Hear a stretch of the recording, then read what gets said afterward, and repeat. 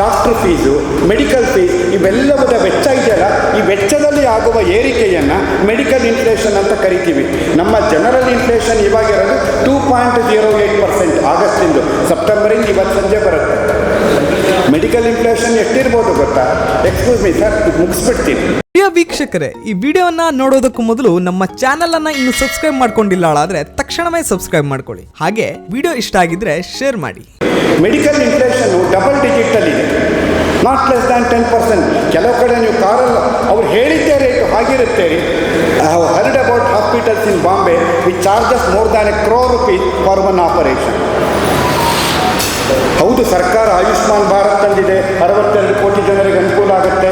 ಇದರ ಜೊತೆಯಲ್ಲಿ 70 ವರ್ಷ ದಾಟಿದ ಸಮಾಜದ ಎಲ್ಲ ವರ್ಗದ ಜನರಿಗೂ ಸಹ ಆಯುಷ್ಮಾನ್ ಭಾರತ್ ಯೋಜನೆಯನ್ನು ವಿಸ್ತರಿಸಿದ್ದಾರೆ. ಟೋಟಲಿ 73 ಕೋಟಿ ಜನಗಳಿಗೆ ಅನುಕೂಲ ಆಗುತ್ತೆ. ಉಳಿದಿರೋ 70 ಕೋಟಿ ಜನರ ಕಥೆ ಏನು? ಈ ಹಿನ್ನೆಲೆಯಲ್ಲಿ ಆರೋಗ್ಯಕ್ಕೆ ಸಂಬಂಧಪಟ್ಟ ವೈದ್ಯಕೀಯ ವೆಚ್ಚಗಳು ಅಫೋರ್ಡಬಲ್ ಆಗಿರಬೇಕು, ಆಕ್ಸೆಸಬಲ್ ಆಗಿರಬೇಕು. ಅಂದರೆ ಕೈಗೆಟುಕುವ ದರದಲ್ಲಿ ವೈದ್ಯಕೀಯ ಸೇವೆಗಳು, ವೈದ್ಯಕೀಯ ಸೌಲಭ್ಯಗಳು ಸುಲಭವಾಗಿ ಸಿಗಬೇಕು ಅನ್ನೋ ಚಿಂತನೆಯಲ್ಲಿ ಈ ವೈಯಕ್ತಿಕ ಆರೋಗ್ಯ ವಿಮೆ, ವೈಯಕ್ತಿಕ ಜೀವ ವಿಮೆಯ ಪ್ರೀಮಿಯಂ ಮೇಲಿನ 18% GSTಯನ್ನು 0%ಗೆ ಇಳಿಸಿರೋದು ಈ ಕಾರಣಕ್ಕಾಗಿ. ಇದ್ರ ಹಿಂದೆ ತುಂಬ ಚಿಂತನೆ ಇದೆ ಸ್ನೇಹಿತರೆ. 18ರಿಂದ 20 ತಿಂಗಳು ನಿರಂತರ ಶ್ರಮ ಇದೆ. ಲಾಟ್ ಆಫ್ ಇಂಟಲೆಕ್ಚುವಲ್ಸ್ ಇದರ ಬಗ್ಗೆ ಕೂತ್ಕೊಂಡು ಡಿಸ್ಕಸ್ ಮಾಡಿರುವಂಥದ್ದು. ನಮಗೆ ಇದರ ಬೆಲೆ ಗೊತ್ತಾಗಬೇಕಾದ್ರೆ ಆರೋಗ್ಯಕ್ಕೆ ಸಂಬಂಧಪಟ್ಟ ವೆಚ್ಚಗಳು ಬಂದಾಗ ಮಾತ್ರ ಈ ಒಂದು ಸುಧಾರಣೆಯ ಎಷ್ಟು ಇಂಪಾರ್ಟೆಂಟ್ ಅಂತ ಆವಾಗ ಗೊತ್ತಾಗುತ್ತೆ. ಅಲ್ಲಿ ತನಕ ನಮಗೆ ಗೊತ್ತಾಗೋದಿಲ್ಲ. ಇದರ ಜೊತೆಯಲ್ಲಿ 2047ರ ವೇಳೆಗೆ ದೇಶದ ಎಲ್ಲ ಪ್ರಜೆಗಳಿಗೂ ಸಹ ಇನ್ಶೂರೆನ್ಸ್ ಸೌಲಭ್ಯ ಇರಬೇಕು. ಇನ್ಶೂರೆನ್ಸ್ ಫಾರ್ ಆಲ್ ಎನ್ನುವ ಮೋದಿ ಸರ್ಕಾರದ ಹೊಂಗನಸಿದೆ. ವಿಕಸಿತ ಭಾರತದಲ್ಲಿ ಎಲ್ಲರಿಗೂ ಇನ್ಶೂರೆನ್ಸ್ ಇರಬೇಕು ಅಂತ. ಅದಕ್ಕೆ ಈ ಒಂದು ನಿರ್ಣಯ ಏನಿದೆ ಇದು ಪೂರಕವಾಗಿದೆ ಸ್ನೇಹಿತರೆ. ಇನ್ನು ಶಿಕ್ಷಣದ ಬಗ್ಗೆ ನಾನು ಹೇಳ್ತೀನಿ. ನಮಗಂತೂ ಒಳ್ಳೆಯ ಶಿಕ್ಷಣ ಸಿಗ್ತೋ ಇಲ್ವೋ ಬಿಟ್ಬಿಡಿ, ನಮ್ಮ ಮಕ್ಕಳಿಗಂತೂ ಒಳ್ಳೆ ಶಿಕ್ಷಣ ಸಿಗಬೇಕು ಅಂತ ಇರುತ್ತೆ. ಅದಕ್ಕೋಸ್ಕರ ಏನು ಮಾಡ್ತೀವಿ, ಪ್ರೈವೇಟ್ ಸ್ಕೂಲಲ್ಲಿ ಸೇರ್ಸೋಕ್ಕೂ ನಾವು ತಯಾರಾಗ್ತೀವಿ. ಆದರೆ ಏನು ಸ್ವಲ್ಪ ಕೈಗೆಟುಕುವ ದರದಲ್ಲಿರಬೇಕು. ಹಾಗಂತ ಗುಣಮಟ್ಟ ಕಡಿಮೆ ಆಗಿರಬಾರ್ದು. ಇದು ಎಲ್ಲ ಹಿರಿಯರ ಚಿಂತನೆ ಅಂತ ನಾನು ತಿಳ್ಕೊಂಡಿದ್ದೀನಿ ಸ್ನೇಹಿತರೆ. ಅದಕ್ಕೋಸ್ಕರ ಸರ್ಕಾರ ಪ್ರೀ ಸ್ಕೂಲ್ ಅಂದರೆ ನಿಮ್ಮ KG1 KG2 ಬರುತ್ತೆ, ಅದು ಸೇರಿದ ಹಾಗೆ 10+2 ಸಿಸ್ಟಮ್ ಅಂದರೆ PUC ಮುಗಿಯುವ ತನಕ ಮಾನ್ಯತೆ ಪಡೆದ ಎಲ್ಲ ಶಿಕ್ಷಣ ಸಂಸ್ಥೆಗಳು, ಕೌಶಲ್ಯ ತರಬೇತಿ ಕೇಂದ್ರಗಳು, ವೃತ್ತಿಪರ ತರಬೇತಿ ಕೇಂದ್ರಗಳು ಇವೆಲ್ಲವುಗಳ ಮೇಲೆ ವಿದ್ಯಾರ್ಥಿಗಳು ನೀಡುವ ಫೀಸ್ ಏನಿದೆ ಅದ್ರ ಮೇಲೆ 18% GST ದರ ಇತ್ತಲ್ಲ, ಅದನ್ನು ಸಂಪೂರ್ಣವಾಗಿ 0%ಗೆ ತಂದಿದ್ದಾರೆ. ತೆರಿಗೆ ಕಟ್ಟಬೇಕಾಗಿಲ್ಲ. ಇದರ ಜೊತೆಯಲ್ಲಿ ನೋಟ್ಬುಕ್ಸು, ಮ್ಯಾಪ್ಸು, ಕ್ರೇಯಾನ್ಸು, ಪೆನ್ಸಿಲು, ನನಗೆ ಗೊತ್ತಿರೋದು 4, ಅಲ್ಲಿ 40 ಇದೆ. ಇವೆಲ್ಲವುಗಳ ಮೇಲಿನ GST ದರವನ್ನು 12ರಿಂದ 0%ಗೆ ತಂದಿದ್ದಾರೆ. ಸಾಕಲ್ವಾ ಸರ್? ಯಾವ ಪೇಪರಲ್ಲಿ ಇದ್ರ ಬಗ್ಗೆ ಈ ಎಕ್ಸ್ಟೆಂಟ್ ಚರ್ಚೆ ಮಾಡ್ತಾರೆ ಹೇಳಿ? ಇಷ್ಟು ಸಾರಾಂಶ ಏನು ಅಂತ ಕೇಳಿದ್ರೆ, ಸುಲಭ ಜೀವನ, ಸುಖಿ ಜೀವನ ಆಗಬೇಕು ಜನಸಾಮಾನ್ಯರದ್ದು, ಭಾರತೀಯರದ್ದು ಅನ್ನುವ ಮೋದಿ ಸರ್ಕಾರದ ಧ್ಯೇಯ ಏನಿದೆ ಅದಕ್ಕೆ GST 2.0 ಸುಧಾರಣೆ ಸಂಪೂರ್ಣವಾಗಿ ಬದ್ಧವಾಗಿದೆ. ಕೊನೆಯದಾಗಿ ನಾನು ವಿಕಸಿತ MSMEಗಳ ಬಗ್ಗೆ 4 ಮಾತು ಹೇಳ್ತೀನಿ ಸ್ನೇಹಿತರೆ. MSME ಅಂದರೆ micro small and medium enterprises, ಸೂಕ್ಷ್ಮ, ಸಣ್ಣ ಮತ್ತು ಮಧ್ಯಮ ಕೈಗಾರಿಕೆಗಳು. ಕೃಷಿ ಕ್ಷೇತ್ರವೊಂದನ್ನು ಹೊರತುಪಡಿಸಿದರೆ ಅತಿ ಹೆಚ್ಚು ಜನರಿಗೆ ಉದ್ಯೋಗ ನೀಡಿರುವ ಕ್ಷೇತ್ರ ಅಂದರೆ MSME. 11 ಕೋಟಿ ಜನಗಳು ಕೆಲಸ ಮಾಡ್ತಿದ್ದಾರೆ ಅಂದರೆ 40ರಿಂದ 45 ಕೋಟಿ ತಟ್ಟೆಗೆ ಅನ್ನ ಬೀಳುವಂತಹದ್ದು ಈ ಕ್ಷೇತ್ರದಿಂದ. ಇಲ್ಲೊಂದು ಸಮಸ್ಯೆ ಇದೆ, ಏನಂದರೆ ಇನ್ವರ್ಟೆಡ್ ಡ್ಯೂಟಿ ಸ್ಟ್ರಕ್ಚರ್ ಅಂತ ಕರೀತಾರೆ. ಇಲ್ಲಿ MSME ಅವರು ಇದ್ದರೆ ಗೊತ್ತಾಗುತ್ತೆ.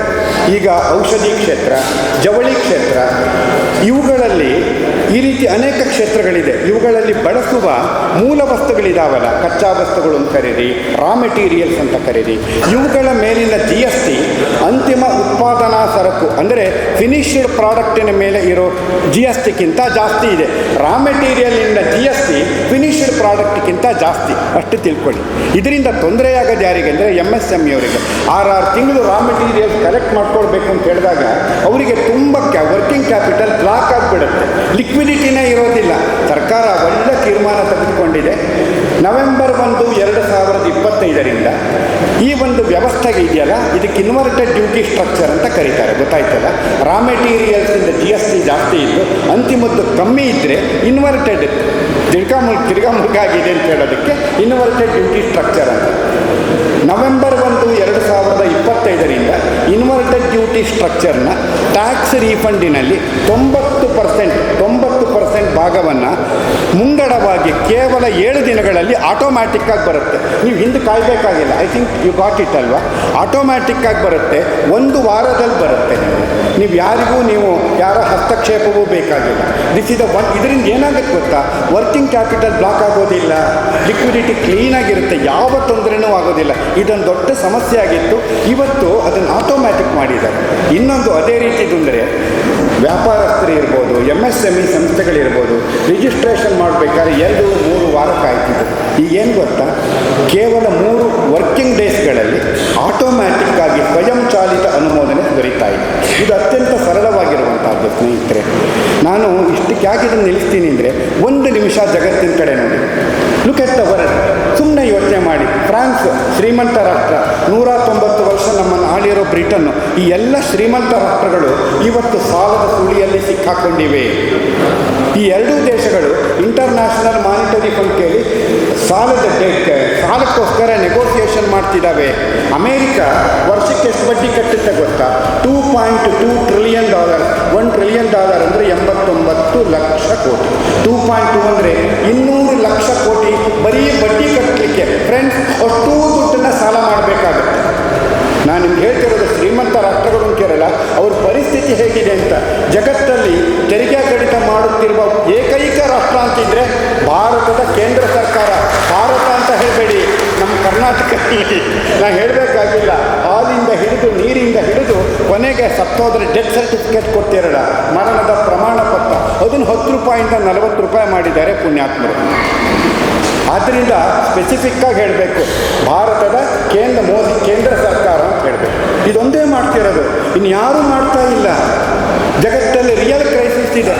ಅಂಥ ಪರಿಸ್ಥಿತಿನಲ್ಲಿ ಇದನ್ನು ಮಾಡಿದ್ದಾರೆ. ಇದೊಂದೇ ಅಲ್ಲ, 7 ತಿಂಗಳ ಹಿಂದೆ 12 ಲಕ್ಷ. 1 ನಿಮಿಷ ಯೋಚನೆ ಮಾಡಿ ಸ್ನೇಹಿತರೆ, 11 ವರ್ಷದ ಹಿಂದೆ 2014ರಲ್ಲಿ ಅಂದರೆ ಸ್ವಾತಂತ್ರ್ಯ ಪಡೆದು 67 ವರ್ಷಗಳ ನಂತರವೂ ಮಧ್ಯಮ ವರ್ಗದವರಿಗೆ ಇದ್ದ ತೆರಿಗೆ tax limit, income tax limit ಎಷ್ಟು ಅಂತ ಕೇಳಿದ್ರೆ $2 ಲಕ್ಷ. Only 2 lakhs friends. 11 ವರ್ಷ ಆಯಿತು. ಇವತ್ತು 12 ಲಕ್ಷ ಅಂತ ಹೇಳಬೇಕಾದ್ರೆ ಎಷ್ಟು ಸಂಭ್ರಮ ಅನಿಸುತ್ತಲ್ವ? ಡಿಸ್ಪೋಸಬಲ್ ಆದಾಯ ನಿಮ್ಮ ಯಜಮಾನರ ಕೈನಲ್ಲಿ ಎಷ್ಟಾಗಿದೆ ಅಂತ 1 ನಿಮಿಷ ಯೋಚನೆ ಮಾಡಿ. ಅಂದರೆ ಇಷ್ಟೆಲ್ಲ ಸಾಧನೆಗಳಾಗಿದ್ದರು. GSTನಲ್ಲಿ ಈ ಮಟ್ಟದ ಕ್ರಾಂತಿ ತಂದಿದ್ದರು. ಕಾಂಗ್ರೆಸ್ ಸರ್ಕಾರ ಮೊಸರಲ್ಲಿ ಕಲ್ಲು ಹುಡುಕೋ ಪ್ರಯತ್ನ ಮಾಡ್ತಾಯಿದೆ.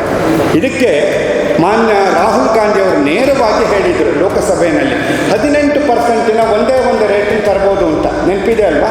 18% ಒಂದು ರೇಟ್ ಸಾಕಂತೆ. 5 ಮತ್ತು 18 ಬೇಕಾಗಿಲ್ಲ, 18% ಸಾಕು. ಸರಿನಾ ಸರ್ ಅದು? ಯಾಕೆ ಗೊತ್ತಾ? ಹಾಲಿಗೂ 18%, ಕಾರಿಗೂ 18%. ಏನ್ರಿ ಇದು? ಅಂದರೆ ಬಡವರು ಕೊಡುವ ಹಾಲಿನ ಮೇಲಿನ 18% GSTಯನ್ನು ಶ್ರೀಮಂತರು ಖರೀದಿ ಮಾಡುವ ಕಾರಿಗೆ ಸಬ್ಸಿಡಿ ಮಾಡ್ತಾರೆ ಅಲ್ವಾ? ಇದರಿಂದ ಏನಾಗುತ್ತೆ ಹೇಳಿ? ಬಡವರಾಗ್ತಾ ಹೋಗ್ತಾರೆ, ಶ್ರೀಮಂತರಾಗ್ತಾ ಹೋಗ್ತಾರೆ. ಇದಕ್ಕೆ ಹೇಳೋದು ಪ್ರತಿಗಾಮಿ ತೆರಿಗೆ ವ್ಯವಸ್ಥೆ. ರಾಹುಲ್ ಗಾಂಧಿ ಅವರ ಚಿಂತನೆ ಇದು. ನಾವೇನು ತಂದಿದ್ದೀವಿ ಗೊತ್ತಾ? ಹಾಲಿಗೆ 0%, ಕಾರಿಗೆ 18%. ಇದು ಸರಿ ಅಲ್ವಾ? ಎರಡನೇದಾಗಿ ತುಂಬ ಸಲ ಹೇಳಿದ್ರು ಪಾರ್ಲಿಮೆಂಟ್ನಲ್ಲಿ, ನಮ್ಮವರು ಕೇಳಿರ್ಬೋದು ಇದನ್ನು, GSTನ ಗಬ್ಬರ್ ಸಿಂಗ್ ಟ್ಯಾಕ್ಸ್ ಅಂತ ಕೇಳಿದ್ದೀರ? ಗಬ್ಬರ್ ಸಿಂಗ್ ಟ್ಯಾಕ್ಸ್ ಅಂತ ತುಂಬ ಸಲ ಕರೆದ್ರು. ವಾಸ್ತವ ಅಂದರೆ ಅವ್ರು ಹೇಳಕ್ಕೆ ಹೊರಟಿದ್ದು ಹೈ ಟ್ಯಾಕ್ಸ್ ರೇಟ್ ಅಂತ. ಯಾವುದೇ ದೇಶ ಇರಲಿ ಸ್ನೇಹಿತರೆ, ದೇಶ ನಡೆಸಬೇಕಾದ್ರೆ, ರಾಜ್ಯ ನಡೆಸಬೇಕಾದ್ರೆ ತೆರಿಗೆ ಕಂಪಲ್ಸರಿ ಬೇಕೇ ಬೇಕು, ಆಗೋದಿಲ್ಲ. ಅದನ್ನಿಲ್ಲದೆ ನಡೆಯೋಕ್ಕೆ ಸಾಧ್ಯವೇ ಇಲ್ಲ. ಆದರೆ ತೆರಿಗೆಯ ಮೇಲೆ ತೆರಿಗೆ ಹಾಕುವ ವ್ಯವಸ್ಥೆ ಯಾವುದಾದ್ರೂ ದೇಶದಲ್ಲಿದ್ದರೆ ಅದು ಭಾರತದಲ್ಲಿ ಮಾತ್ರ, ಇನ್ಯಾವ ದೇಶದಲ್ಲೂ ಇಲ್ಲ. ಅದು ಸಹ ಕಾಂಗ್ರೆಸ್ ನೇತೃತ್ವದ ಸರ್ಕಾರದ ಅವಧಿಯಲ್ಲಿ. ನೀವೊಂದು ಕಾರ್ ಕೊಂಡ್ರೆ ಮಡ್ರಾಸಲ್ಲಿ, ಚೆನ್ನೈಯಿಂದ ಫ್ಯಾಕ್ಟ್ರಿಯಿಂದ ಹೊರಗೆ ಬಂದ ಕೂಡಲೇ 12% GST, $10 ಲಕ್ಷ ಮೇಲೆ $1,20,000 ತೆರಿಗೆ ಕರ್ನಾಟಕಕ್ಕೆ ಎಂಟ್ರಿ ಆಯಿತು ಅಂದರೆ 10 ಲಕ್ಷದ ಮೇಲಲ್ಲ, 11,20,000 ರೂಪಾಯಿ ಮೇಲೆ ತೆರಿಗೆ. ಒಂದು 30-40 ಸಾವಿರ ಕೊಡ್ತೀರಾ, ಅದನ್ನು ಸೇಲ್ ಟ್ಯಾಕ್ಸ್ ಅದು ಮಾರಾಟಕ್ಕೆ ಬಂದಾಗ 13 ಲಕ್ಷದ ಹತ್ರ ಆಗಿರುತ್ತೆ. ಎಲ್ಲ ಸೇರಿ 10 ಲಕ್ಷದ ಮೇಲೆ ಕೊಡಲ್ಲ. ಈ 3 ಲಕ್ಷ ಮಲ್ಟಿಪಲ್ ಟ್ಯಾಕ್ಸಸ್ ಇರುತ್ತಲ್ಲ, ತೆರಿಗೆಯ ಮೇಲಿನ ತೆರಿಗೆ, ಈ ವ್ಯವಸ್ಥೆ ಇವರಿಟ್ಟಿದ್ದು. ಹಲವು ದಶಕಗಳ ಕಾಲ ಸ್ನೇಹಿತರೆ, ಒಂದೆರಡು ದಶಕ ಅಲ್ಲ, ಹಲವು ದಶಕಗಳ ಕಾಲ ಹೆಚ್ಚಿನ ತೆರಿಗೆಯ ಮೂಲಕ ಶ್ರೀಮಂತರನ್ನೆಲ್ಲ, ಜನಸಾಮಾನ್ಯರನ್ನು ಶೋಷಣೆ ಮಾಡ್ತಿದ್ದ ಒಂದು ಸರ್ಕಾರ ಅಂತಿದ್ದರೆ ಅದು ಕಾಂಗ್ರೆಸ್ ಸರ್ಕಾರ. ನಾವು ಮೋದಿ ಸರ್ಕಾರ GST ಬೇಕಾಗಲಿಕ್ಕಿಲ್ಲ. 5%ಗೆ 5% ಜಾಸ್ತಿ ಆದರೆ ಎಷ್ಟು ಪರ್ಸೆಂಟ್ ಜಾಸ್ತಿ ಆಯಿತು ಸರ್? 5% ತೆರಿಗೆ ಇದೆ, ಅದು ಡಬಲ್ 10% ಆದರೆ ಎಷ್ಟು ಪರ್ಸೆಂಟ್ ಜಾಸ್ತಿ ಆಯಿತು? 100%. ಕರೆಕ್ಟಾ? 15% ಆದರೆ 200%, 20% ಆದರೆ 300% ತೆರಿಗೆ ಜಾಸ್ತಿ, 21% ತೆರಿಗೆ ಇತ್ತು ಕಾಂಗ್ರೆಸ್ ಸರ್ಕಾರಗಳು. ಯಾರಾದರೂ ನೀವು ಕೂತಿದ್ದಾರೆ ನಿಂತ್ಕೊಳ್ಳಿ, ನಾನು ಇನ್ನೊಂದೇ ಕೇಳ್ತೀನಿ, ಬೇಸರ ಪಟ್ಕೋಬೇಡಿ, ಹೋಗಿ ಇವರ ಪ್ರತಿನಿಧಿಯಾಗಿ ಉತ್ತರ ಕೊಡಿ. ಈಗ ಕಾಂಗ್ರೆಸ್ BJP ಸರ್ಕಾರದ ಅವಧಿಯಲ್ಲಿ ಇದು 5% ಇದೆ, ಅವಾಗ 21%, ಅಂದರೆ 400% ಇತ್ತು. ತೆರಿಗೆ ಏರಿಕೆ 300%. ಇನ್ನೊಂದು ತಪ್ಪಾಗಿ ತಿಳ್ಕೊಳ್ಬೇಕು, ನನಗೆ 69 ವರ್ಷ, ನಾ ಹೇಳ್ಬೋದು, ಸ್ಯಾನಿಟರಿ ಪ್ಯಾಡ್ ಅದರ ಮೇಲೆ 0% ಇದೆ. ಈಗ ಕಾಂಗ್ರೆಸ್ ಸರ್ಕಾರದ ಅವಧಿಯಲ್ಲಿ ಅಳ್ಕಾಲ್ಕಲೇ 13% ಆಗಿದೆ. ಇನ್ನು ಸೋಪು, ಪೇಸ್ಟು, ಪೌಡರು, ಹೇಳ್ತಾರೆ ಸೌಂದರ್ಯ ವರ್ಧಕಗಳು, ಇದೆಲ್ಲದಕ್ಕೂ ಸಹ 30% ಇತ್ತು. ಮೋದಿ ಸರ್ಕಾರದ ಅವಧಿಯಲ್ಲಿ 5%. ಎಷ್ಟು ಹೆಚ್ಚು ಗೊತ್ತಾ? 600% ಹೆಚ್ಚು. ಎಷ್ಟು ಅಂತ ಕೇಳಿದ್ರೆ 500%. ಈಗ ಹೇಳಿ, ಗಬ್ಬರ್ ಸಿಂಗ್ ಟ್ಯಾಕ್ಸ್ ಹಾಕಿದ್ದು ಮೋದಿ ಸರ್ಕಾರನ ಕಾಂಗ್ರೆಸ್ ಸರ್ಕಾರನ ಅಂತ ಹೇಳಿ ನೀವು ಕೇಳಿಸ್ತಾ ಇಲ್ಲ. ಮೋದಿ ಸರ್ಕಾರ ಅಲ್ವಾ? ಮೋದಿ ಅಲ್ವಾ?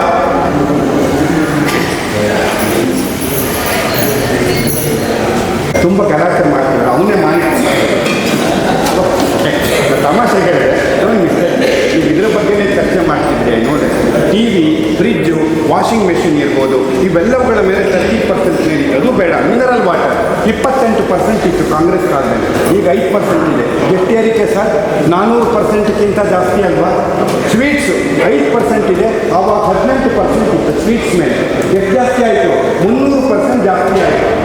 ರಸಗೊಬ್ಬರ ರೈತರು ಕೂಡ ಯಾವಾಗಲೂ ಮಾತಾಡ್ತಿರ್ತಾರೆ. ನಮ್ಮ ರಾಹುಲ್ ಗಾಂಧಿ ಅವರು 12% ಇತ್ತು, ನಾವು 5% ಚಾರ್ಜ್ ಮಾಡ್ತೀವಿ.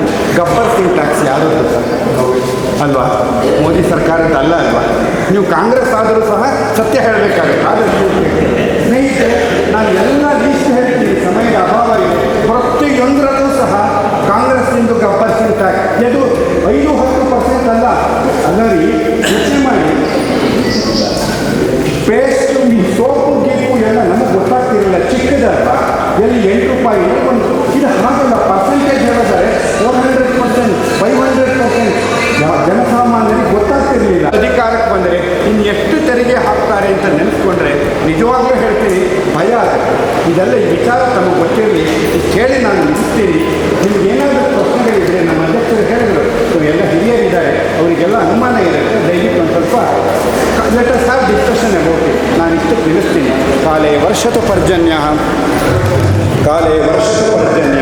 ಸಮಯಕ್ಕೆ ಸರಿಯಾಗಿ ದೇಶದಲ್ಲಿ ಮಳೆಯಾಗಲಿ, ಪೃಥ್ವಿ ಸಸ್ಯಶಾಲಿನಿ, ಎಲ್ಲ ಕಡೆಯಲ್ಲೂ ಹಸಿರು ಚೆನ್ನಾಗಿರಲಿ, ದನಕರುಗಳಿಗೆ ಸಮೃದ್ಧಿಯಾಗಿ ಮೇವು ಸಿಗಲಿ, ದೇಶೋಹಂ ಕ್ಷೋಭರಹಿತೋ, ಎಲ್ಲೂ ಸಹ ಕ್ಷಾಮಡಾಮರಗಳು ಬರದೇ ಇರಲಿ, ಮೃಗ ಪಕ್ಷಿಗಳಿಗೆ ಕುಡಿಲಿಕ್ಕೆ ನೀರು ಸಿಗಲಿ, 7 ಗಂಟೆ ಆದರೂ ಮಗಳು ಮನೆಗೆ ಬಂದಿಲ್ಲ ಅಂತ ಆತಂಕ ಪಡದೆ ನೆಮ್ಮದಿಯಿಂದ ಬದುಕುವಂತಹ ವಾತಾವರಣ ಸೃಷ್ಟಿಯಾಗಲಿ ಅನ್ನೋ ಪ್ರಾರ್ಥನೆಯೊಂದಿಗೆ ಭಾರತ್ ಮಾತಾ ಕೀ.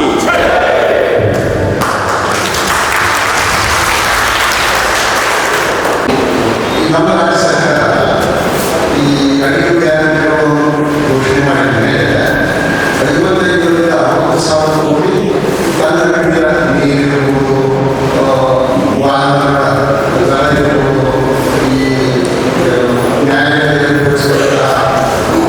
ಕಾರ್ಯಕ್ರಮಗಳಿಗೆ ಯಾವುದೂ ಬಿಡದೆ ಕೆಲಸ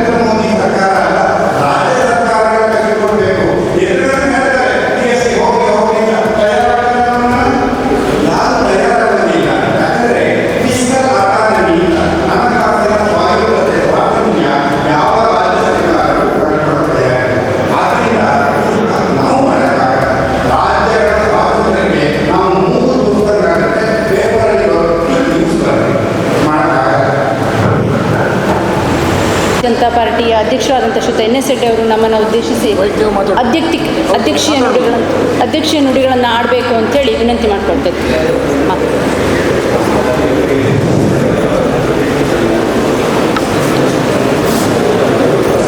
ಸನ್ಮಾನ್ಯ ಮೋದಿ ಸರ್ಕಾರದ 2.0 GST ಸುಧಾರಣೆಯ ಈ ಒಂದು ವಿಚಾರಗೋಷ್ಠಿಯಲ್ಲಿ ಉಪಸ್ಥಿತರಿದ್ದಂತಹ ನಮ್ಮ ನೆಚ್ಚಿನ ಸಂಸದರು ಸೆಪ್ಟೆಂಬರ್ 22ನೇ ತಾರೀಕು ಏನು GST ಸುಧಾರಣೆ ಘೋಷಣೆ ಆಯಿತು, ಆ ಸಂದರ್ಭದಲ್ಲಿ ಉತ್ತರ ಕನ್ನಡ ಜಿಲ್ಲೆಯಲ್ಲಿ ಅನೇಕ ಕ್ಷೇತ್ರಗಳಲ್ಲಿ ಮಂಡಲಗಳಲ್ಲಿ ಪಾದಯಾತ್ರೆ ಮಾಡುವ ಮುಖಾಂತರ ವರ್ತಕರು ಮತ್ತು ಅನೇಕ ಗಣ್ಯರ ಮಧ್ಯೆ ಅದರ ಬಗ್ಗೆ ಮಾಹಿತಿಯನ್ನು ಹಂಚಿಕೊಂಡಂತಹ ಕ್ರಿಯಾಶೀಲ ಸಂಸದರಾದ ವಿಶ್ವೇಶ್ವರ ಕಾಗೇರಿ ಅವರೇ,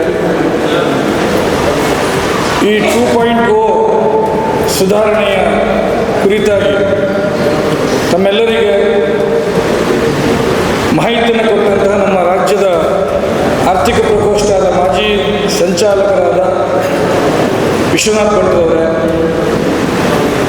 ನಮ್ಮ ಜಿಲ್ಲೆಯಲ್ಲಿ ಪ್ರತಿ ವಿಧಾನಸಭಾ ಕ್ಷೇತ್ರದಲ್ಲಿ ಈ ರೀತಿಯ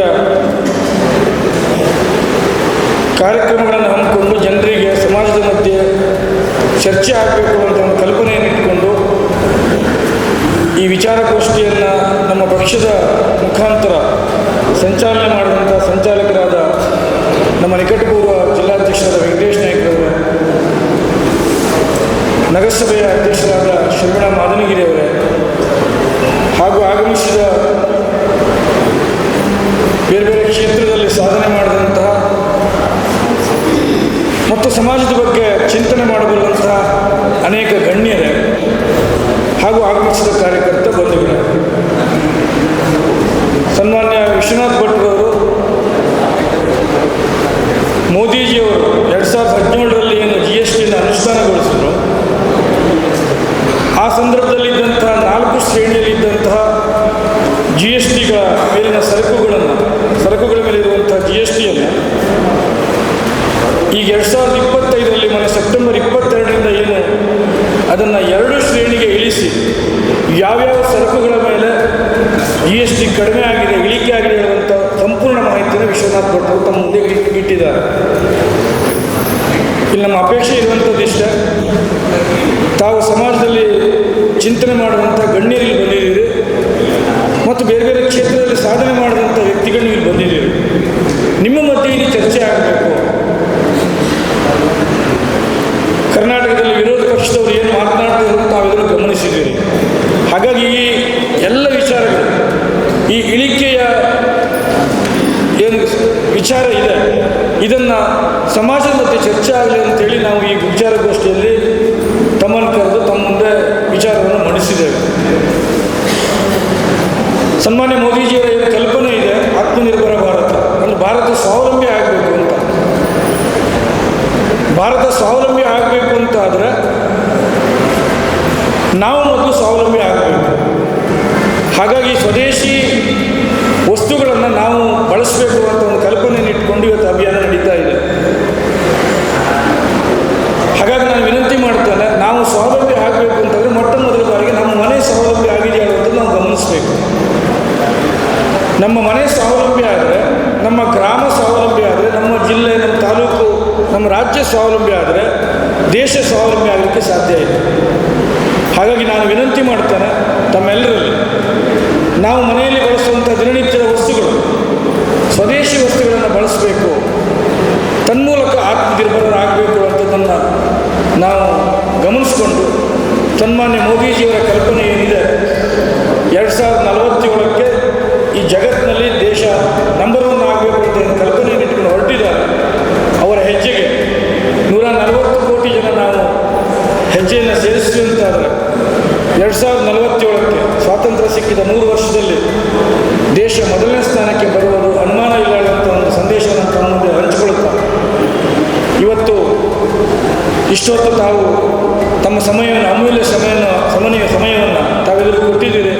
ಈ ವಿಚಾರಗೋಷ್ಠಿಯಲ್ಲಿ ಭಾಗವಹಿಸಿ ಪ್ರಶ್ನೆಯನ್ನು ಕೇಳಿ ತಾವು ಈ ಕಾರ್ಯಕ್ರಮವನ್ನು ಯಶಸ್ವಿ ಮಾಡಿದರೆ ತಮಗೆಲ್ಲರಿಗೂ ವಂದಿಸ್ತಾ, ವೇದಿಕೆ ಮೇಲಿದ್ದಂಥ ಎಲ್ಲ ಗಣ್ಯರನ್ನು ವಂದಿಸ್ತಾ, ಸನ್ಮಾನ್ಯ ವಿಶ್ವನಾಥ್ ಭಟ್ರವರು ಕಳೆದ ಒಂದು ವಾರದಿಂದ ಉತ್ತರ ಕನ್ನಡ ಜಿಲ್ಲೆಯ 39 ಸಂಘಟನಾತ್ಮಕ ಜಿಲ್ಲೆಯಲ್ಲಿ 16ಕ್ಕೂ ಹೆಚ್ಚು ಜಿಲ್ಲೆಗಳಲ್ಲಿ ಪ್ರವಾಸ ಮಾಡ್ತಾ, ಇನ್ನೂ ಮತ್ತು ಒಂದು ವಾರಗಳ ಕಾಲ ಈ ಜಿಲ್ಲೆಯಲ್ಲಿ ಪ್ರವಾಸ ಮಾಡ್ತಾ ಸಂಪೂರ್ಣ ಮಾಹಿತಿಯನ್ನು ತಮ್ಮ ಜೊತೆ ಹಂಚಿಕೊಳ್ತಾ ಇದ್ದಾರೆ.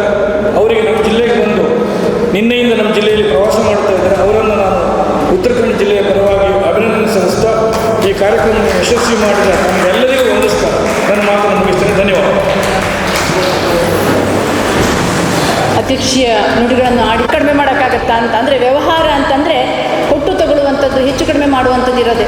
ಆದರೆ ನರೇಂದ್ರ ಮೋದಿಜಿಯವರ ಸರ್ಕಾರ ವರ್ಷಾನುಗಟ್ಟಲೆ ಚಿಂತನೆಯನ್ನು ಮಾಡಿ ಬಡವರ್ಗದವರಿಗೆ ಹಾಗೂ ಮಧ್ಯಮ ವರ್ಗದವರಿಗೆ ಅನುಕೂಲವಾಗುವಂತಹ ಈ ಒಂದು GST ಉಳಿಕೆ ಉತ್ಸವವನ್ನು ಯಾವ ರೀತಿಯಾಗಿ ಮಾಡಿದೆ ಅನ್ನುವಂಥದ್ದನ್ನು ಶ್ರೀಯುತ ವಿಶ್ವನಾಥ್ ಭಟ್ ಅವರು ಅತ್ಯಂತ ಪರಿಪೂರ್ಣವಾದಂತಹ ವಿವರದೊಂದಿಗೆ ನಮಗೆ ಮಾಹಿತಿಯನ್ನು ಕೊಟ್ಟಿದ್ದಾರೆ. ಈ ಒಂದು ಕಾರ್ಯಕ್ರಮವನ್ನು ಯಶಸ್ವಿ ಮಾಡಿಕೊಟ್ಟಿದ್ದಕ್ಕಾಗಿ ಧನ್ಯವಾದಗಳು. ಇಲ್ಲಿ ಬಂದಂತಹ ಎಲ್ಲರನ್ನೂ ಕೂಡ ಈ ಒಂದು ಕಾರ್ಯಕ್ರಮದ ಮುಕ್ತಾಯದ ಧನ್ಯವಾದಗಳನ್ನು ಮಾತನಾಡಬೇಕು ಅಂಥೇಳಿ ನಮ್ಮ ಯುವ ಮೋರ್ಚಾ ಅಧ್ಯಕ್ಷರಾದಂಥ ಶ್ರೀಯುತ ಪ್ರೇಮ್ ಕುಮಾರ್ ನಾಯ್ಕ ಅವರಲ್ಲಿ ಕೇಳ್ಕೊಳ್ತಾ ಇದ್ದೇನೆ.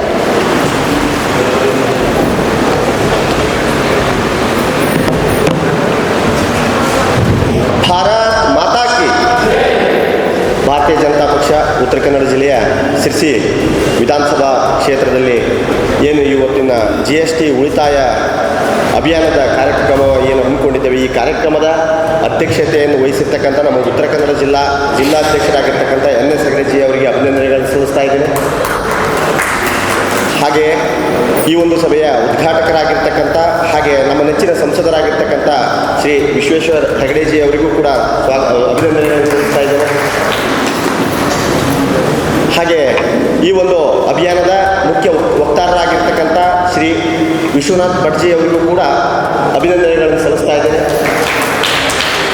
ಹಾಗೆ ಈ ಕಾರ್ಯಕ್ರಮದ ನಮ್ಮ ಈ ಅಭಿಯಾನದ ಜಿಲ್ಲಾ ಸಂಚಾಲಕರು ಹಾಗೂ ನಿಕಟಪೂರ್ವ ಜಿಲ್ಲಾಧ್ಯಕ್ಷರಾಗಿರ್ತಕ್ಕಂಥ ವೆಂಕಟೇಶ್ ನಾಯ್ಕಜಿ ಅವರಿಗೂ ಕೂಡ ಅಭಿನಂದನೆಗಳನ್ನು ಸಲ್ಲಿಸ್ತಾ ಇದ್ದೇನೆ.